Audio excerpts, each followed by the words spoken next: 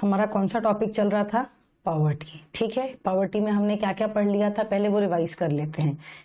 Poverty क्या है? एक ऐसा सोशियो इकोनॉमिक एक ऐसा फिनोमिना है जो कि खासकर हमारा भारत देश आज बहुत ज़्यादा इसमें क्वांटिटी में देख रहा है। There are many poor people in India, पूरे विश्व में है, पर हमारी देश में एक one of the major reason है हमारी बैकवर्डनेस का, राइट। उसके बाद हमने ये देखा था कि पॉवर्टी लाइन कैसे क्या होती है। दादा भाई नारोजी का हमने एक एनालिसिस देखा था कि कैसे उनने जेल में दिया जाने वाला खाना, जेल फूड को बेस लिया था और कैसे उनने क्लासिफाई किया था कि 1/3 ऑफ द पॉपुलेशन अगर एडल्ट्स की नहीं होती है, मतलब बच्चों को कॉन्स्टिट्यूट करती है, तो क्या कितना खाना एक इंसान को मिनिमम चाहिए डेली बेसिस में ताकि वो सरवाइव कर सके। ठीक है, फिर हमने ये पढ़ा था। फिर उसके बाद और भी कंसेप्ट जैसे पॉवर्टी लाइन था और हमने very poor, poor, not so poor, middle class, higher middle class, ऐसे करके बिलियनियर्स तक हमने एक क्लासिफिकेशन भी देखा था। यहाँ पे दिख रहा है ये देखा था हमने। ठीक है, कि किस तरह से पॉवर्टी लाइन डिटरमाइन करी गई है। देखने को करने को बहुत आसान लगता है कि अरे ये तो बहुत आसान है, absolutely poor, very poor, poor, not so poor, middle class, इसको समझना रटना बहुत आसान है, पर एग्जामिनेशन पॉइंट ऑफ व्यू से 12th के ये चीज एक बहुत इंपॉर्टेंट एक बेस बनाती है आपका जब आप पॉवर्टी चैप्टर को पढ़ते हो। चलो ये भी हो गया। इसके बाद हमने देखा था कि कैटेगराइजिंग पॉवर्टी देखा था। कुछ ऐसे होते हैं जो हमेशा पुअर रहते हैं, कुछ ऐसे होते हैं जो पॉवर्टी के स्टेट में आते जाते रहते हैं, फिर हमने ये भी देखा था। फिर हमने देखा था कि कुछ ऐसे भी होते हैं जो पुअर नहीं होते हैं, they belong to a rich class और मिडिल क्लास और higher middle class, but due to some problems या ऐसी कोई अगर ऐसे रीजंस हो जाते हैं, कोई ऐसे हादसा हो जाता है जिसके कारण वो पुअर हो जाते हैं, बट अगेन इवेंचुअली वो वापस से रिच कैटेगरी में या हायर मिडिल क्लास या मिडिल क्लास कैटेगरी में आ जाते हैं। ये भी हमने देखा था। फिर कुछ ऐसे होते हैं जो नेवर पुअर होते हैं, जो कभी गरीब नहीं होते। ठीक है, देयर आर मेनी एग्जांपल्स पर से मीन्स होता है as such, there are many examples as such, जो हमने कल डिस्कशन भी किया था, जैसे अंबानी हो गए, जेफ बेजोस हो गए, मार्क जकरबर्ग हो गए, ऐसे बहुत सारे लोग हैं जो नेवर पुअर है, मतलब अब जब उनने अपने आप को बना लिया उसके आगे। मैं उनकी पास्ट हिस्ट्री की बात नहीं कर रही हूँ, मैं क्या बात कर रही हूँ, अब से अगर हम आगे देखें तो इतना सफिशिएंट फंड उनके पास है कि एटलीस्ट वो पॉवर्टी लाइन के नीचे नहीं आ जाएंगे। ठीक है, फिर हमने पॉवर्टी लाइन के बारे में पढ़ा था कि कैसे एक पर्सन को रूरल और अर्बन एरियाज में कितनी कैलोरी कंज्यूम करनी चाहिए, जिससे हम ये डिटरमाइन करते हैं कि मिनिमम बेसिक इस व्यक्ति का इतना तो कंजम्पशन होता है, तो उतनी कैलोरीज कंज्यूम करने के लिए, देखो मैंने यहाँ पे लिखा भी था कि इतनी कैलोरीज कंज्यूम करने के लिए, जैसे मान लो ब्रेकफास्ट, लंच, फिर इवनिंग स्नैक्स, फिर डिनर में हम टोटल मिला के अगर 3700 कैलोरीज इनटेक करते हैं मान लो, तो उसके लिए उतने पैसे भी तो चाहिए होंगे, वरना कहाँ से आने वाली है ब्रेड, रोटी, दाल, चावल, ये सारी चीजें कहाँ से आएंगी। तो मतलब हमें उतने पैसे चाहिए। अगर हमारे पास उतने भी पैसे नहीं है, इसका मतलब हम पॉवर्टी लाइन के नीचे हैं, कि हम बेसिकली डेली बेसिस में अपने को सब्सिस्टेंस लेवल पे आने के लिए, सरवाइव कराने के लिए भी हमारे पास उतने मिनिमम पैसे नहीं है। ठीक है, अब हमें पढ़ना था number of poor in India. ये जो पार्ट है ये तुम्हें मेरे नोट्स में मिलेगा। ठीक है, इसको हमको छोड़ देना है। अब हम पढ़ेंगे number of poor in India. ये एक वैसी चीज है जो हम पढ़ रहे हैं, number of poor in India, जो हमें बचपन से पता है। वी आर इंडियंस, तो हम अपने आजू बाजू के गांव में, अपने आजू बाजू की लोकेलिटी में, मेड भी अर्बन एरियाज ऑल्सो, हम ब्रिजेस के नीचे, रोड्स में, कई बार जब हम ट्रैफिक में फंसे होते हैं या जब हम सिग्नल पे खड़े होते हैं तो हमें दिखता है पॉवर्टी का स्टेटस क्या है इंडिया में। कई ऐसी मूवीज भी बनाई गई हैं हमारे वहाँ जो कि इस पर्टिकुलर इशू को डील करती हैं, पर सिर्फ मूवी बना देने से क्या पॉवर्टी खत्म हो रही है? नहीं हो रही है। ठीक है, many steps are there which are taken by the government, which were taken by the government in the past, पर एब्सोल्युटली पॉवर्टी को खत्म कर देना, is it practically possible in near future? तो अगर मेरा ओपिनियन कोई पूछेगा तो it is not practically possible in the near future, कि हम एकदम रिसेंट फ्यूचर में, इवन अ डिकेड में हम इसको पूरी तरह खत्म कर सकते हैं, तो not practically possible, and there are multiple reasons for it. Right. Poverty सिर्फ एक इकलौता हमारे जीडीपी या हमारे स्टेटस या हमारे जो इकोनॉमिक डेवलपमेंट है उसको नहीं गिराता। There are many other reasons, जैसे पॉपुलेशन, जैसे इलिटरेसी, जैसे और भी hygiene, health, there are many factors जो कि इसके लिए क्या होते हैं, जिम्मेदार होते हैं। ठीक है। तो when the number of poor is estimated as the proportion of people below the poverty line, it is known as head count ratio। क्या कहा जाता है इसे? head count ratio। हाईलाइट कर लो यहाँ पे या इसको अपनी कॉपी में लिख लो। क्या लिखोगे? head count ratio। You might be interested in knowing the total number of poor persons residing in India. Where do they reside and has their number or proportion declined over the years or not? When such a comparative analysis of poor people is made in terms of ratios and percentages, we will have an idea of different levels of poverty of people and their distribution between states and over time। क्या कहा गया है? Multiple states में मतलब multiple राज्यों में और अलग अलग समय कालों में मतलब अलग अलग टाइम पीरियड्स में ये डिटरमाइन किया गया है कि कौन सा स्टेट पुअर रहा, फिर इंप्रूव हुआ, फिर किन्हीं कारणों से वापस से उसने पॉवर्टी का फेज देखा। ये over a period of time अलग अलग समय कालों में मतलब अलग अलग टाइम पीरियड्स में और अलग अलग स्टेट्स में देखा गया है, एनालिसिस किया गया है इसका। इससे क्या पता चलता है? किसी एक स्टेट का इकोनॉमिक डेवलपमेंट का स्टेटस पता चलता है। ठीक है। The official data on poverty is now made available to the public by the NITI Aayog. NITI Aayog मतलब planning commission of India former version में। It is estimated on the basis of consumption expenditure data. Consumption expenditure, एक व्यक्ति basically daily basis में कितना consumption expenditure करता है, मतलब consumption में, कंज्यूम करने में कितना एक्सपेंडिचर डेली बेसिस पे करता है, इसके स्टैटिस्टिकल एनालिसिस के बेसिस पे ये पता किया गया है कि what is a poverty line, who is a poor. जो पॉवर्टी लाइन के नीचे रह रहा है वो, उसका स्टेटस बहुत ही अभी खराब है। किसने किया है? तो नेशनल सैंपल सर्वे ऑर्गेनाइजेशन। ये सारे अब्रिविएटेड वर्जन आपको पता होने चाहिए। ठीक है। Now called as national statistical office, NSO भी कहा जाता है। हमने ये नेशनल इनकम में भी पढ़ा है। Chart 4.3 shows the number of poor and their proportion to the population in India for the years 1973 to 2012. In 1973 to 74, more than 320 million people were below poverty line। बाप रे, स्टैटिस्टिक्स देखो तो डर लगने लगता है कि इतने लोग below poverty line actually exist करते हैं और सर्वाइव करते हैं। सिर्फ एग्जिस्ट करने से बात नहीं है, they are surviving, they are dealing with this problem on daily basis. We are not dealing with this problem. We are very lucky. हमें थैंक्स बोलना चाहिए कि हम आज हम एटलीस्ट 2 मील के लिए तरस नहीं रहे हैं, पर लोग ऐसे हैं जो डेली बेसिस में इस प्रॉब्लम को कन्फ्रंट कर रहे हैं और फाइट भी कर रहे हैं, and they are surviving through it. कैसे? ये अब वो जानते हैं। In 2011-12 this number has come down to about 270 million. पर अच्छी बात यह भी है कि धीरे धीरे इस नंबर में कमी आई जब 2011-12 में वापस से सर्वे किया गया। In terms of proportion in 1973 to 74, about 55% of the total population was below poverty line। ये एक important point है, इसको अंडरलाइन करना चाहिए, ये याद रखने का point है। कहीं पे अपनी कॉपी में लिखो कि 73 से 74 में 55% जो जनता थी वो क्या थी? बिलो पॉवर्टी लाइन थी।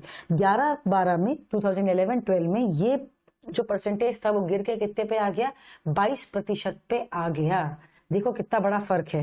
1973-74 more than 80% of the poor resided in rural areas and this situation has not changed even in 11-12।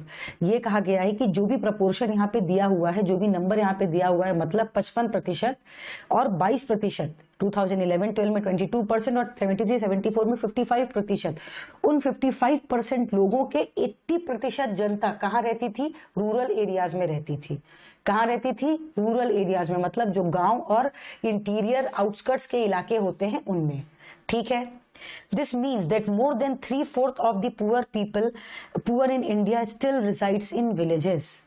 इसका इस स्टैटिस्टिक्स का मतलब यही हुआ कि एक 3/4 जनता, एक मेजर पॉपुलेशन जो गरीबों की है, वो कहाँ रिसाइड कर रही है? विलेजेस में रिसाइड कर रही है।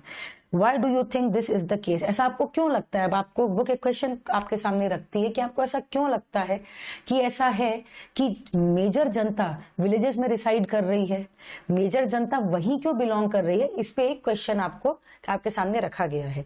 In the 1990s the absolute number of poor in rural areas had declined whereas the number of their urban counterparts increased marginally। 1990 के दशक में absolute number of poor in rural areas, rural areas मतलब क्या होते हैं? जो गांव के एरियाज हैं, had decline whereas the number of urban counterparts increased marginally. 1990 के दौरान ये देखा गया था कि रूरल एरियाज में जो पुअर पीपल थे वो धीरे धीरे डिक्लाइन हो रहे हैं और अर्बन एरियाज में पुअर लोगों की तादाद बढ़ रही है। ऐसा क्यों? अगर आपको याद होगा, एक कंसेप्ट हम हमेशा से पढ़ते आए हैं, हमको 8-9 क्लास में भी ये कंसेप्ट बताया जाता है, अर्बनाइजेशन। एक टाइम था जब जो रूरल पॉपुलेशन थी, वहां के जो गरीब लोग थे वो अर्बन एरियाज मतलब शहरों की तरफ बढ़ना चालू हुए थे।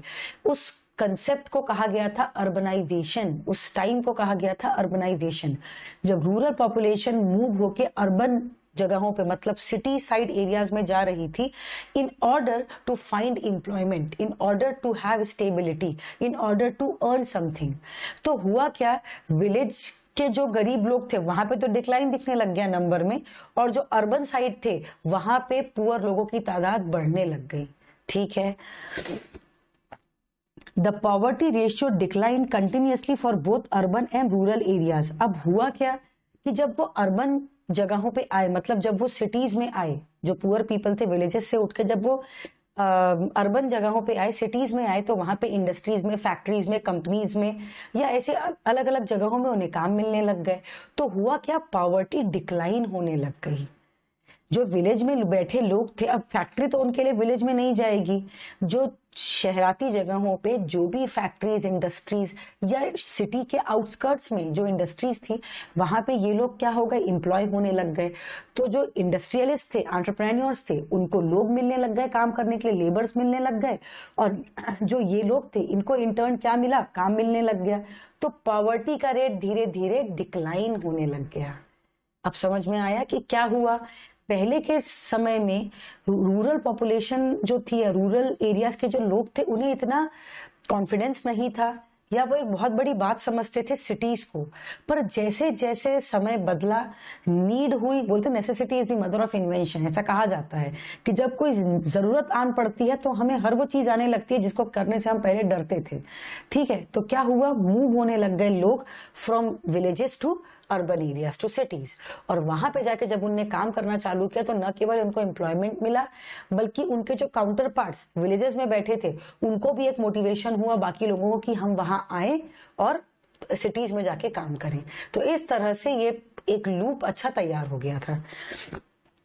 अब इसका मतलब ये नहीं है कि पॉवर्टी पूरी तरह से खत्म हो गई है, पॉवर्टी स्टिल इज देयर, पर हाँ, जो ये नंबर में डिक्लाइन आया है ये काफी कमेंडेबल है। ठीक है, समझा इतना तक? अब from chart 4.3 you will notice that during 1973-2012 there has been a decline in the number of poor and their proportion, but the nature of decline in the two parameter is not encouraging। अब undoubtedly numbers में कमी आई, जो percentage था उसमें कमी आई, पर ऐसे दो पैरामीटर्स थे जो कोई बहुत अच्छे स्टैटिस्टिक्स को शो नहीं करते थे या काफी एनकरेजिंग नहीं थे। वो क्या थे, पढ़ते हैं। The ratio is declining much slower than the absolute number of poor in the country। Poverty कम तो हो रही थी, पर जिस रेट से कम होनी चाहिए थी उस रेट से कम नहीं हो रही थी। ये अभी भी सरकार के लिए और इवन इकोनॉमिक डेवलपमेंट के लिए एक क्वेश्चन मार्क बना हुआ था। ठीक है, You will also notice that the gap between the absolute number of poor in rural and urban areas got reduced, whereas in the case of ratio, the gap has remained the same until 1993 and 94 and has widened in 11-12। अब जब तुमको मेरे notes मिलेंगे तब मैंने वहां पे explain किया है absolute poverty and relative poverty. मैं हिंट जिस्ट में तुम्हें थोड़ा सा बताती हूँ, नोट्स जब हम डिस्कशन करेंगे उसका तब हमको फिर से आएगा। एब्सोल्यूट पॉवर्टी क्या होती है, दोज हु आर पुअर, वो कहलाता है एब्सोल्यूट पॉवर्टी। एब्सोल्यूट मतलब इन टोटलिटी, एब्सोल्यूटनेस मतलब यहाँ पे in totality, poverty is there. But relative poverty क्या होती है? आप गरीब हो taking into consideration the economic status of somebody else. आप किसी और के मुकाबले गरीब हो, आप किसी और के कंजम्पशन एक्सपेंडिचर के कंपैरिजन में you are not maintaining that level of standard of living, तब वो क्या कहलाता है? Relative poverty. तो यहाँ पे रिलेटिव पॉवर्टी जो थी उसके बीच का गैप बढ़ता ही जा रहा था। मतलब जो आज भी हम फेस कर रहे हैं, rich people is getting more rich, rich people are getting more rich, poor people are getting more poor. या तो they are at their stagnant level, या तो उनका वही लेवल है, या तो वो उसके आगे नहीं बढ़ रहे हैं, पीछे की ओर जा रहे हैं, या तो वो उतने पे ही मेंटेन है। पर रिच और पुअर के बीच का जो गैप है वो क्या होता जा रहा है? वाइडेंड होता ही जा रहा है। ठीक है, यहाँ पे आपको ये दिया हुआ है, ये एक स्टैटिस्टिकल एनालिसिस दिया हुआ है। ये आपको कभी भी बनाना नहीं पड़ेगा पेपर में, ये खाली जानने के लिए दिया है, just to understand the economic development of the country. ठीक है, चलो यहाँ से आगे बढ़ते हैं। फिर यहाँ पे आपको ये दिया है कि state wise Andhra Pradesh, Bihar, Gujarat, Karnataka, Madhya Pradesh, Maharashtra, Odisha, Rajasthan, Tamil Nadu, Uttar Pradesh, waste Bengal, ऐसे अलग अलग स्टेट्स का स्टैटिस्टिकल एनालिसिस दिया हुआ है कि कुछ बड़े स्टेट्स में किस प्रकार से पॉवर्टी का मूवमेंट हुआ है। एक कभी भी नहीं आएगा एज सच, ऐसा ग्राफ बनाने को कभी भी नहीं आता। This is just for the purpose of understanding the movement. यहाँ पे ये भी दिया है कि for the year 1973 Uttar Pradesh include करता था उत्तराखंड को, मध्य प्रदेश इंक्लूड करता था छत्तीसगढ़ को, एंड बिहार इंक्लूड करता था झारखंड को। तो ये तब का स्टैटिस्टिकल एनालिसिस है, इसलिए यहाँ पे मतलब मध्य प्रदेश में छत्तीसगढ़ इंक्लूडेड है, उत्तराखंड उत्तर प्रदेश में इंक्लूडेड है, और झारखंड बिहार में ऑलरेडी इंक्लूडेड है। आज की तारीख में बात करेंगे तो ये स्टेट्स अलग अलग हो चुके हैं। अब यहाँ पे आपको स्टेट लेवल ट्रेंड दिया हुआ है पॉवर्टी का, कि कैसे अलग अलग टाइम पे पॉवर्टी का रेशियो ऊपर नीचे हुआ है। बिल्कुल भी पढ़ने की जरूरत नहीं है, इसको ध्यान देने की जरूरत नहीं। आपको मेरे नोट्स में ये मिलेगा एक जगह पे कंपैरेटिव एनालिसिस, इसको बैठ के मगअप करके टाइम वेस्ट करने की जरूरत नहीं है। अब बात करते हैं पॉवर्टी होती क्यों है, क्या ऐसा होता है, जो ऐसा क्या डिस्क्रिमिनेशन होता है, ऐसे क्या सोशल कॉजेज हैं, ऐसा क्या हो जाता है जो कोई व्यक्ति इतना पुअर हो जाता है। ठीक है, the causes of poverty lie in the institutional and social factors. देखो दो इंपॉर्टेंट बात लिखी है, अपनी कॉपी में लिखोगे तो अच्छा होगा। Institutional and social factors, institutional and social factors. Institutional factors क्या होते हैं? वो जो कि एक पर्टिकुलर स्ट्रक्चर, देश के किसी पर्टिकुलर स्ट्रक्चर, किसी हाउस होल्ड के पर्टिकुलर स्ट्रक्चर के कारण जन्म लेते हैं। और सोशल फैक्टर क्या होते हैं? जो सोसाइटी में रहने के कारण, या हम सोसाइटी का पार्ट हैं इस कारण से कुछ ऐसे फैक्टर्स होते हैं जो हम पे डायरेक्टली असर करते हैं, जिसके कारण पॉवर्टी को लीड करते हैं। ठीक है, that mark the life of the poor. The poor are deprived of, क्या क्या उनको नहीं मिलता है, किस किस चीज से वो डिप्राइव्ड होते हैं। डिप्राइव ऑफ होना मतलब क्या होता है? कमी होना, या उस चीज की अवेलेबिलिटी उनके पास न होना। सबसे पहला quality education and enable to acquire skills which fetch better incomes. जब उन्हें अच्छी स्किल्स के बारे में बताया ही नहीं जाएगा, जब वो अच्छा एजुकेशन ले ही नहीं पाएंगे, तो कैसे वो किसी जगह पे काम करने के योग्य होंगे। अगर आप ऐसा समझिए कि आप एक एंटरप्रेन्योर हैं, आप किसी ऐसे व्यक्ति को रखेंगे जॉब के लिए जो योग्य है, जो आपके लिए कुछ रिटर्न दे सकता है, वरना तो फिर वो चैरिटी है। अगर आप किसी ऐसे व्यक्ति को एक्वायर करते हैं, आप किसी ऐसे व्यक्ति को हायर करते हैं जो बिल्कुल भी योग्य नहीं है, जो आपका काम बिगाड़ दे रहा है, पर फिर भी आप उसको रख के पैसा दे रहे हैं, तब ये चैरिटी है। आप इसको ये नहीं कह सकते कि आपने किसी पर्सन को एम्प्लॉय किया है और आप उसकी स्किल्स को बढ़ावा दे रहे हैं। ये स्किल्स को बढ़ावा देना नहीं है, ये खाली उसको एक जीवन दे देना है, जीवन दान की तरह है ये, कि आप उसको पैसा दे दे रहे हैं, आप उसको खाना दे दे रहे हैं, और आप एक तरह से चैरिटी कर रहे हैं जो आपको खुशी दे रहा है। पर क्या आप उसको एक अच्छा पर्सन बना रहे हैं? कल के दिन आप नहीं रहे, खुदा ना खास्ता ऐसा होता है कि आप नहीं रहे, तो क्या वो व्यक्ति अकेले सरवाइव कर पाएगा? क्योंकि क्या कोई दूसरा व्यक्ति उसके स्किल्स न होने के लिए, उसके एजुकेटेड न होने के लिए उसको पैसा देने वाला है क्या? नहीं, right. There is a famous proverb in English also, कि आप किसी को योग्य बना के उसको डेली ब्रेड अर्न करने के केपेबल बनाए, न कि इससे बेहतर कि आप उसको क्या दे दें, एक ब्रेड दे दें। यहाँ पे इंग्लिश में है तो ब्रेड कहा गया है, हिंदी में हम रोटी का इस्तेमाल करेंगे कि भाई आप किसी को एक दिन एक रोटी दे दीजिए, आप दूसरे दिन रोटी दे दीजिए। इससे बेहतर आप उसको इतना काबिल बनाइए कि वो खुद अपने लिए ब्रेड एंड बटर अर्न कर सके। ये हमारा एम होना चाहिए। इकोनॉमिक्स में, as far as economics is concern, मैं शुरुआत से आपको ये बात बोलते आई हूँ, economics is not something about value, passing value judgments. यहाँ पे इकोनॉमिक्स में इस चीज की कोई जगह नहीं दी गई है, ठीक है। Also access to health care is denied to poor. अच्छा हेल्थ केयर भी नहीं होता है।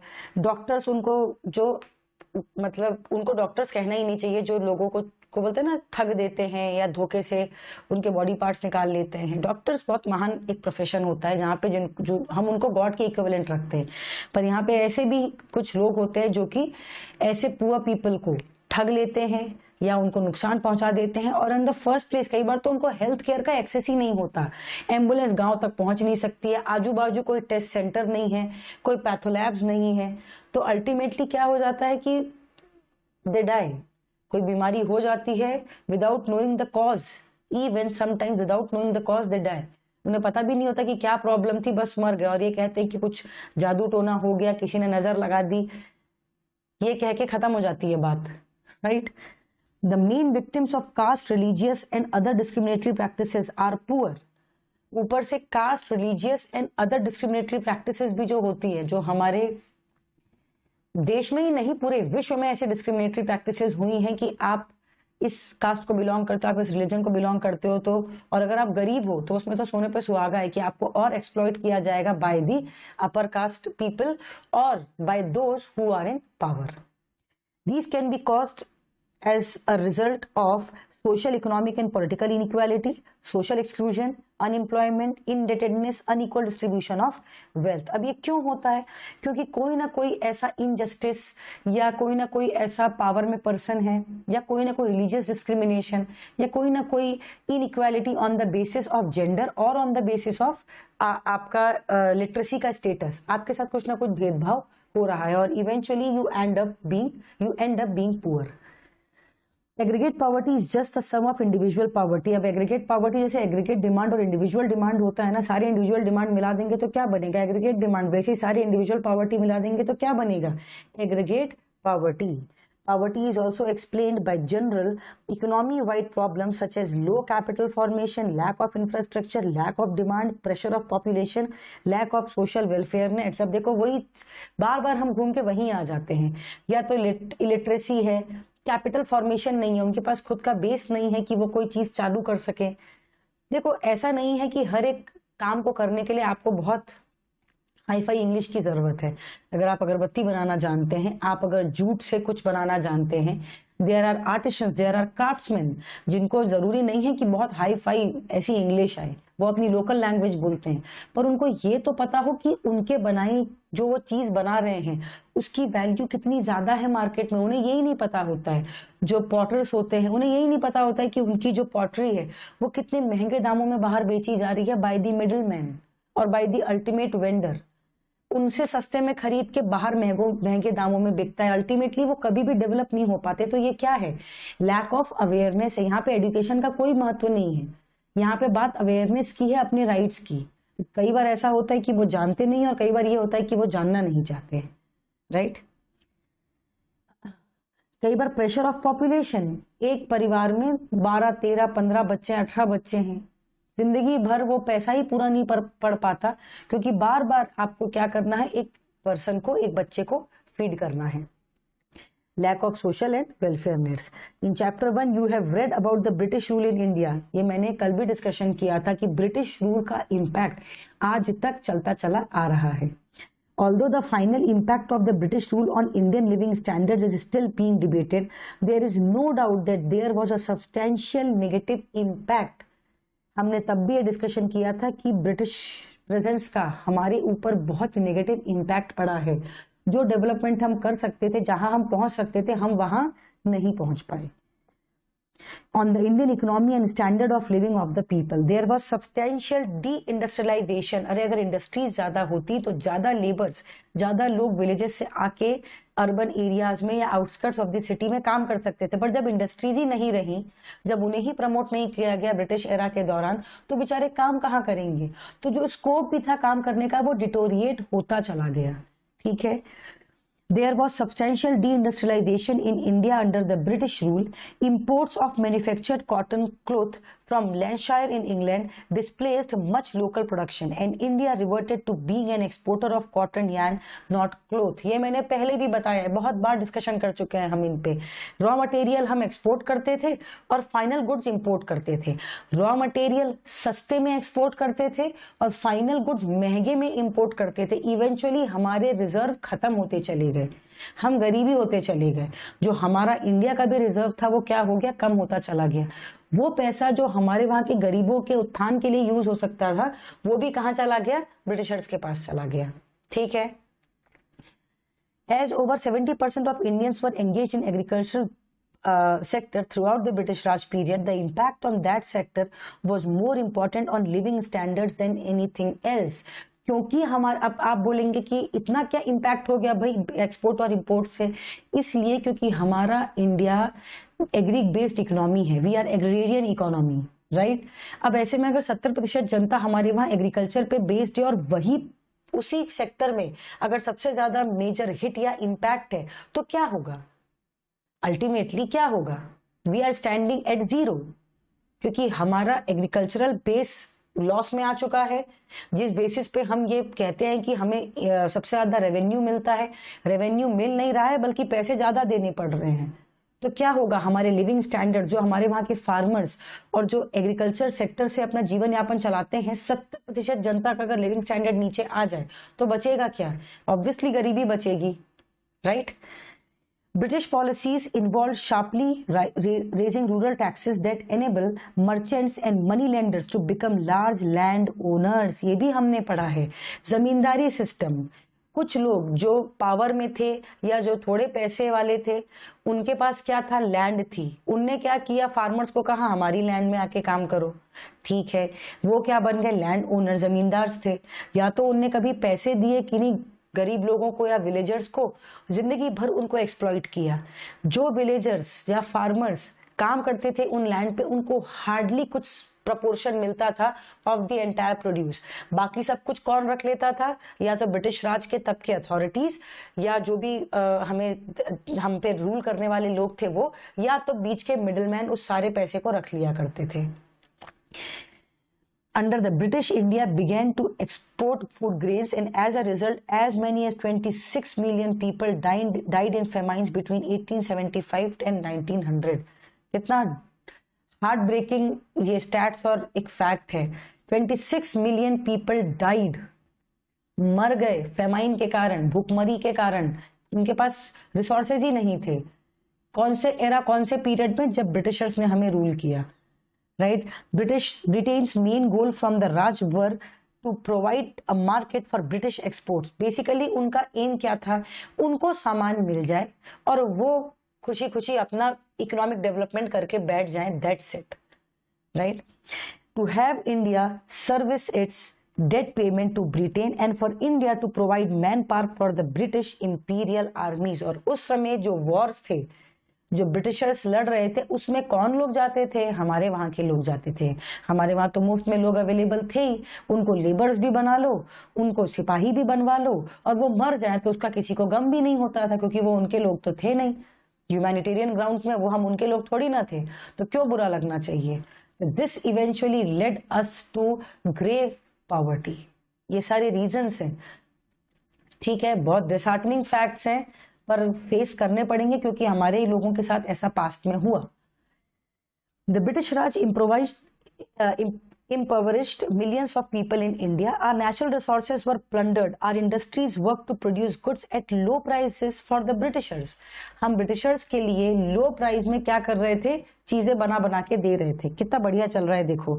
And are food grains were exported, और जो फूड ग्रेन्स था जो कि बेसिकली रॉ मटेरियल की तरह एक्ट करता था, वो सब का सब एक्सपोर्ट कर दिया गया। ठीक है। Many died due to famine and hunger in 1857-58. Anger at the overthrow of many local leaders, extremely high taxes imposed on peasants. अब हुआ क्या, यहाँ से तो पैसा ले ही रहे थे, हम पे हाई टैक्सेस भी इम्पोज किए जाने लग गए, हम पे हाई टैक्सेस भी इम्पोज किए जाने लग गए। तो क्या हुआ, कुछ जो लीडर्स थे हमारे वहां के, पॉलिटिकल लीडर्स बोल लो या सिर्फ लीडर्स बोल लो, हमारे वहां का हर लीडर जिनने हमें आजादी दिलाई है वो पॉलिटिकल लीडर हो, जरूरी नहीं था, इस बात को याद रखना। कुछ ऐसे भी थे जो खुद में खुद पूरी आर्मी थे और वो खुद ब खुद लीडर थे, जिनने कई लोगों को अवेयर किया कि कब तक ये चलेगा, कब तक हमारे लोग ऐसे ही मरते रहेंगे, तो ठीक है हमारी जान जाए तो जाए, पर एटलीस्ट भारत देश को आजाद कराना बहुत ज्यादा जरूरी हो गया है। And other resentments boiled over in a revolt against British rule by the sepoys, Indian troops commanded by the British। अब जो इंडियन ट्रूप्स को ब्रिटिश कमांड कर रहे थे, ऐसे लोगों के अंदर एक गुस्सा आ गया, यहाँ पे जो लिखा हुआ है ना बॉइल्ड, यहाँ पे मतलब अंदर से वो गुस्सा बढ़ गया और ultimately which led to a revolt. Even today, agriculture is the principal means of livelihood and land is the primary asset of rural people। अभी भी देखा जाए तो हम आज भी Even today, agriculture is the principal means of livelihood and land is the primary asset of rural people। Ownership of land is an important determinant of material well-being and those who own some land have a better chance to improve their living conditions। आज भी ये माना जाता है कि अगर किसी के पास लैंड है, एग्रीकल्चरल लैंड का बेस है, उसके लिए उसकी ओनरशिप है। सिर्फ ऐसा नहीं कि आप किसी और के लिए काम कर रहे हो, अगर आपके पास लैंड है आप उसे ओन करते हो और अगर आप वहां पे कोई कल्टीवेशन करते हो, कुछ प्रोडक्शन करते हो, तो आप अभी भी बेटर पोजीशन में हूं। ठीक है, ये माना जाता है, आपके पास अभी भी मौका है कि आप अपनी लिविंग स्टेटस को क्या कर सकते हो, इंप्रूव कर सकते हो। Since independence, the government has attempted to redistribute land and has taken land from those who have large amounts to distribute it to those who do not have any land। Government पास से ऐसे काम करती चली आ रही है जिसको हमने पढ़ा था, रीडिस्ट्रीब्यूशन फंक्शन ऑफ गवर्नमेंट। याद है, हमने एक फंक्शन पढ़ा था गवर्नमेंट का जिसमें स्टेबलाइजेशन फंक्शन भी था, एक था रीडिस्ट्रीब्यूशन फंक्शन। जो डाउन ट्रोडन है उन तक वो चीज पहुंचाना जो उनके पास नहीं है, किनके पास से, उनके पास जिनके पास वो चीज ज्यादा में या आधिक्य में है। ठीक है, इसे कहते हैं रीडिस्ट्रीब्यूशन फंक्शन। तो गवर्नमेंट पास से ऐसे स्कीम्स लाती रही है, ऐसे कुछ अरेंजमेंट्स करती रही है ताकि डाउन ट्रोडन्स या जिनको एक्चुअली जरूरत है या जो नीडी लोग हैं उन तक वापस से रीडिस्ट्रीब्यूट करके उन तक लैंड पहुंचाई जा सके या बेनिफिट्स पहुंचाए जा सके। ठीक है, इतना तक समझा। पर क्या ये जो पहल थी सरकार के द्वारा वो पूरी तरह से अप्लाई हो सकी या पूरी तरह से फ्रूटफुल हो सकी? नहीं, ऐसा नहीं हुआ। हाउएवर, तो उसी के बारे में बात करी गई है। However this move was successful only to a limited extent. Successful रहा पर एक लिमिट तक। As a large section of agricultural workers were not able to farm their small holdings that they now possessed, as they did not have either money or skills to make the land productive।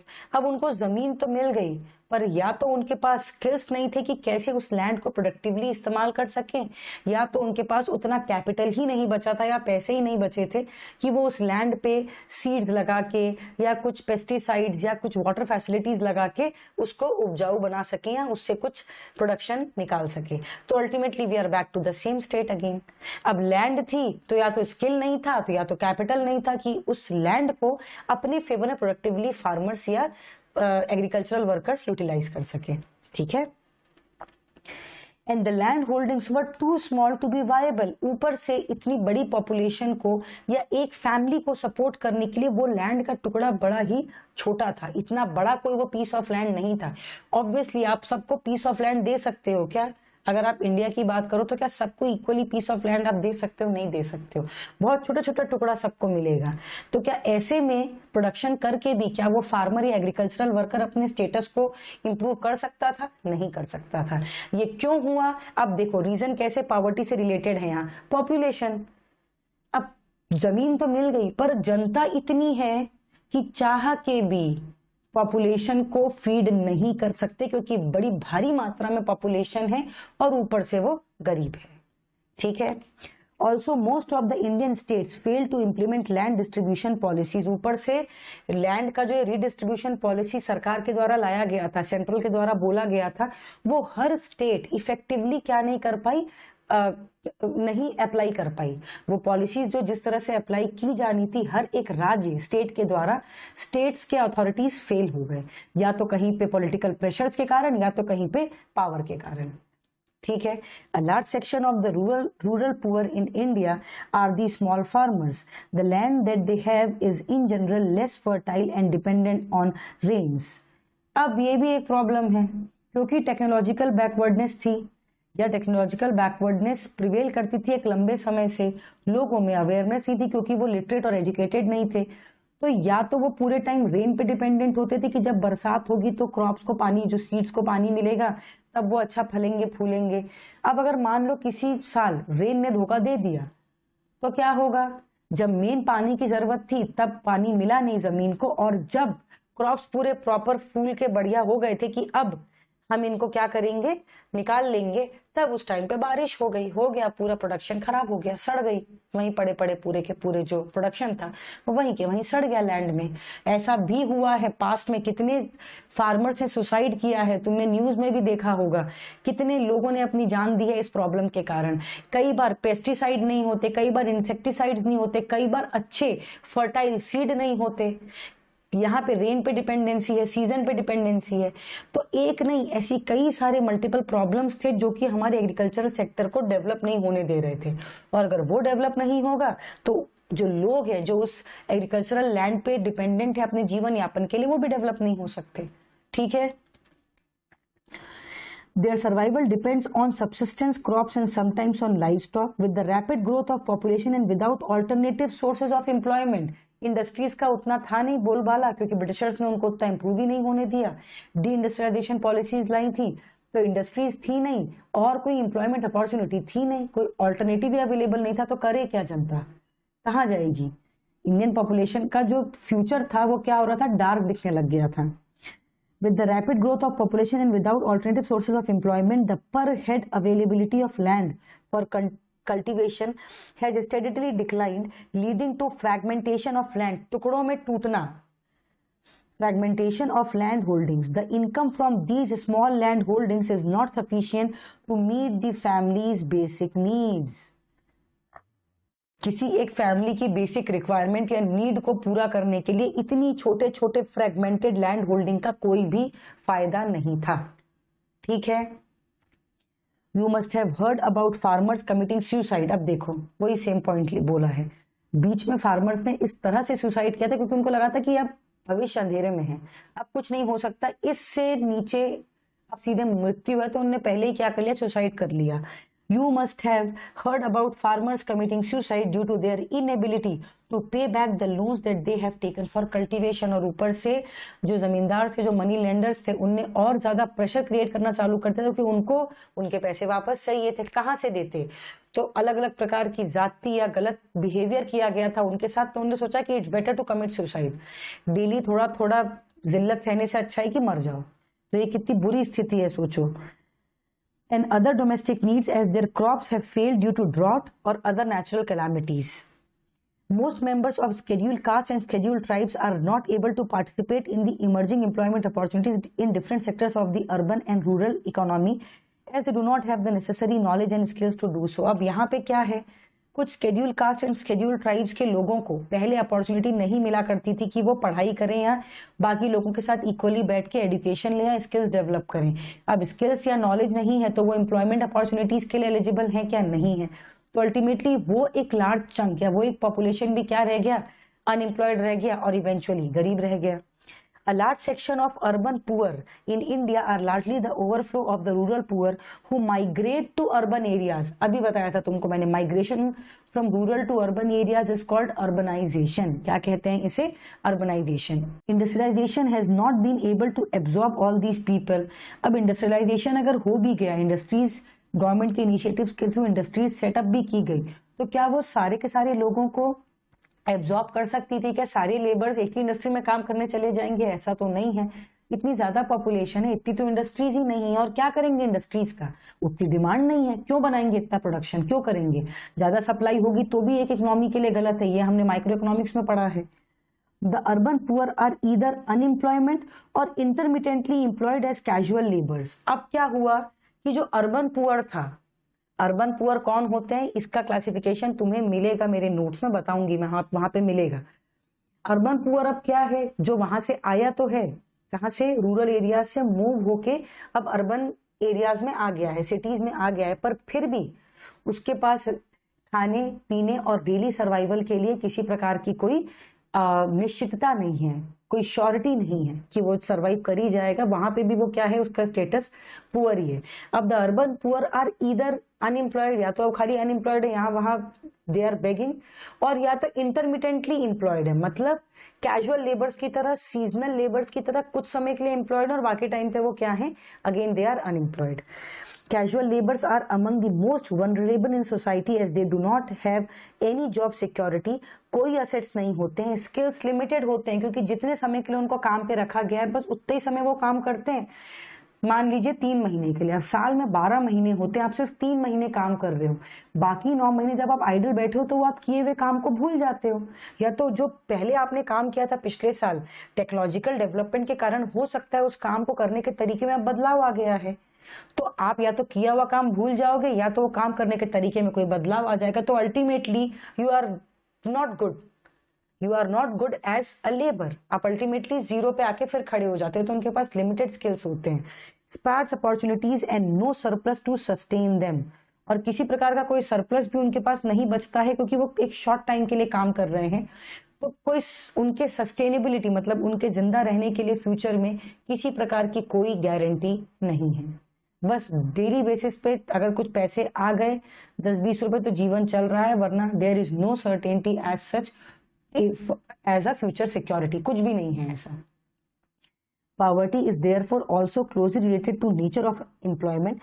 Unemployment और underemployment, ये question आया भी था कि unemployment, underemployment और and the casual and intermittent nature of work in both rural and urban areas that compels indebtedness। अब होता क्या है, हमें डेली बेसिस में कंजम्पशन के लिए कुछ पैसा चाहिए ही, अगर हमारे ओन फंड्स में नहीं होता है या अर्नड फंड्स नहीं है तो हम क्या करते हैं, बोरो करने लगते हैं।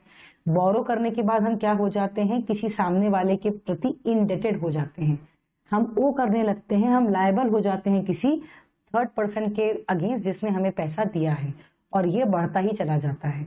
Indebtedness is one of the significant factors causing poverty, और इंडेटेडनेस एक बहुत बड़ा रीजन होता है पॉवर्टी को जन्म देने के लिए। अ स्टीप राइज, स्टीप मतलब शार्प, स्टीप मतलब sharp rise in the price of food grains and other essential goods.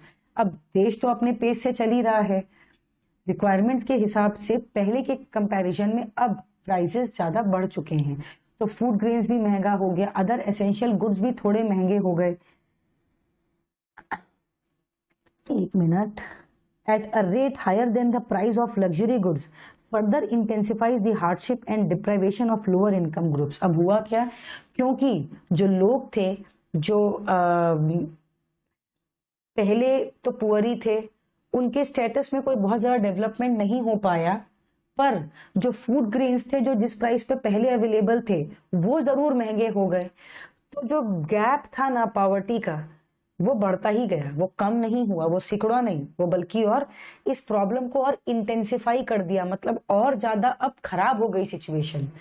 The unequal distribution of income, अभी हमने पढ़ा था रिच और पुअर के बीच का gap, the unequal distribution of income and assets has also led to the persistence of poverty in India, और इस गैप के बढ़ने के कारण पॉवर्टी और ज्यादा पैर जमा के खड़ी हो गई इंडिया, इस कंट्री में। ठीक है, all this has created two distinct groups in society, इसके कारण दो ग्रुप्स में हमारा देश बढ़ गया। कैसे, those who possess the means of production and earn good incomes and those who have only their labor to trade for survival। अच्छी लाइन है, हाईलाइट करेंगे। एक तो वो जिनके पास अच्छे मीन्स ऑफ प्रोडक्शन हैं और जो अच्छी इनकम्स अर्न करते हैं, एक तो हो गया ये ग्रुप, और दूसरा हो गया ये ग्रुप जो कि क्या करता है, those who have only their labour to trade for survival, और दूसरा ग्रुप वो हो गया जिनका डेली बेसिस का जो लेबर, जो मेहनत वो किसी को दे सकते हैं, बस वही उनके पास है। अगर कहीं पे मेहनत करने की जरूरत है, वो अपना लेबर प्रोवाइड कर सकते हैं, तो उनको जीवन यापन के लिए कुछ पैसा मिलेगा। बाकी एज सच एजुकेशन या स्किल के नाम पे उनके पास कुछ नहीं है, दे आर स्टैंडिंग एट 0। ठीक है, over the year the gap between the rich and the poor in India has widened. Poverty is a multi dimensional challenge for India that needs to be addressed on a war footing. Bharat देश में poverty एक सबसे बड़ा challenge है जो कि war footing, मतलब जिस तरह से हम लड़ाई किसी वॉर के लिए रेडी रहते हैं ना, उस तरह से इस प्रॉब्लम को एड्रेस करना पड़ेगा। नहीं किया तो ये इंडिया के डेवलपमेंट को खा जाएगा। इतना तक समझ में आया?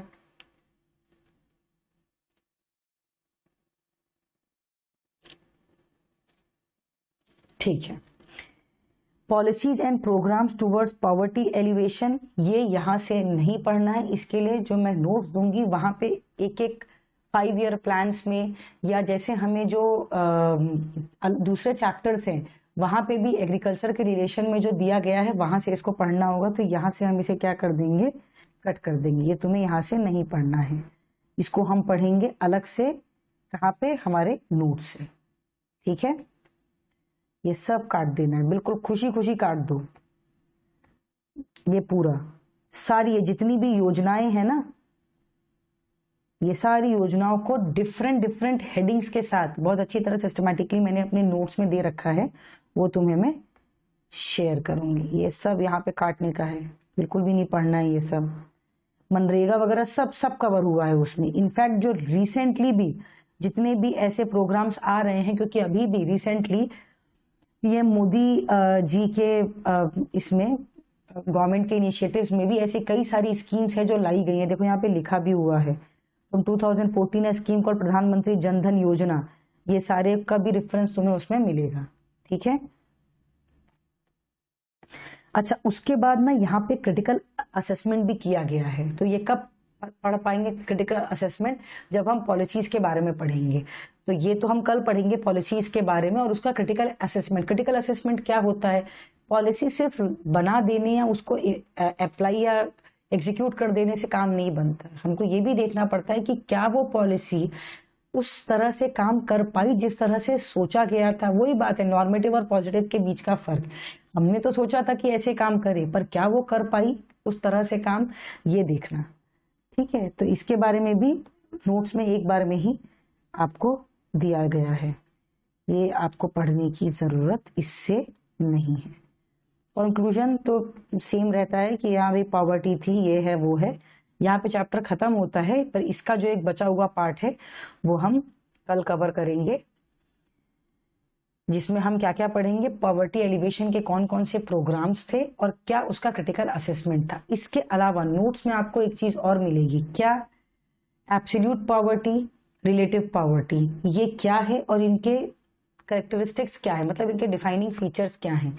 रूरल पुअर कौन है और अर्बन पुअर कौन है, ये क्वेश्चन पेपर में आता है। मोस्ट ऑफ द टाइम ऐसे क्वेश्चंस देखे गए हैं जो मैंने अपने नोट्स में कवर किए हैं। ठीक है, अर्बन पुअर, उनके कैरेक्टरिस्टिक्स, रूरल पुअर और उनके कैरेक्टरिस्टिक्स या उनके बीच का डिस्टिंक्शन। अगर कैरेक्टरिस्टिक्स भी पता चल गए तो डिस्टिंक्शन तुम आराम से कर सकते हैं। ठीक है, इसके अलावा अभी तक में जो हमने पढ़ा उसमें कोई डाउट है तो पूछो। ये छोड़ के ये तो कल हम डील करेंगे, और इसके बाद जो प्रीवियस चैप्टर था वो पढ़ेंगे, लिबरलाइजेशन और प्राइवेटाइजेशन वाला। क्यों? क्योंकि अब अगर ये समझ में आ गया है तो ये समझेगा कि 1990 में क्या ऐसी पॉलिसीज लाई गई जिसके कारण अर्बनाइजेशन को क्या मिला, बढ़ावा मिला। ठीक है, अभी इसमें यहां तक में कोई डाउट है तो पूछो। तो आज के सेशन के लिए इतना ही। वापस से हम मिलेंगे कल। कॉजेस ऑफ जो भी था पॉवर्टी एक बार फिर हम लोग रिवाइज करेंगे, और जो भी प्रोग्राम्स पॉलिसीज लाए गए उसके साथ, और साथ में क्या उसके क्रिटिकल असेसमेंट था उन पॉलिसीज का उसके साथ। Thank you.